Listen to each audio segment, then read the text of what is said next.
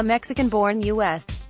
Army veteran who was deported is set to become an American citizen in San Diego next month, the American Civil Liberties Union of Southern California announced Friday.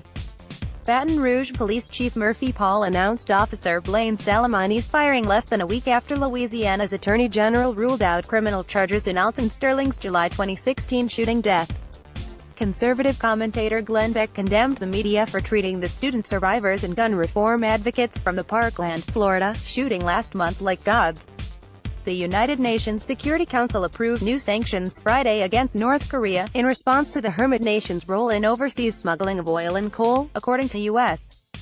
Ambassador Nikki Haley. O'Reilly reportedly paid a $32 million settlement for sexual harassment allegations just a few months before he was canned from his position at Fox News.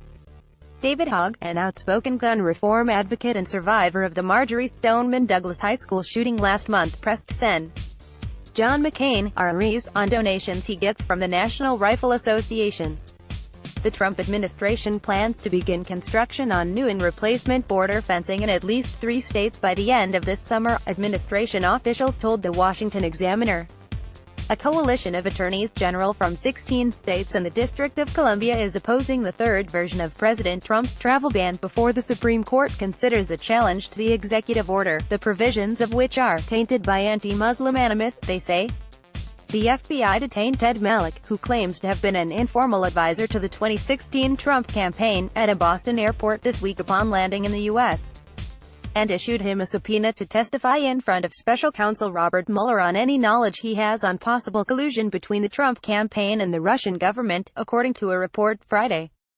The Trump administration on Friday announced it would hold a new auction for offshore drilling in the Gulf of Mexico in August. Clueless actress Stacey Dash announced on Friday that she is withdrawing from the race for California's 44th congressional district. Environmental Protection Agency Administrator Scott Pruitt's security detail broke down the door of the Capitol Hill condo where he was living last March, believing he was unconscious, but it turns out he was only sleeping, according to a report Friday. An independent autopsy has shown that Stephen Clark, who was shot in the head by Sacramento police this month when they thought he was pulling a gun but it was actually a cell phone, was hit 8 times, mostly in the back. Hillary Clinton has no plans to go gentle into that good night, even if she is a 2-time failed presidential candidate and continued headache for Democrats. The consolidated market in Northern California has driven up prices for consumers. Attorney General Xavier Becerra said, "Economic growth finished within a respectable distance of President Trump's 3% target to end 2017, with gross domestic product growth at 2.9%. But the start of 2018 isn't looking as helpful for that talking point."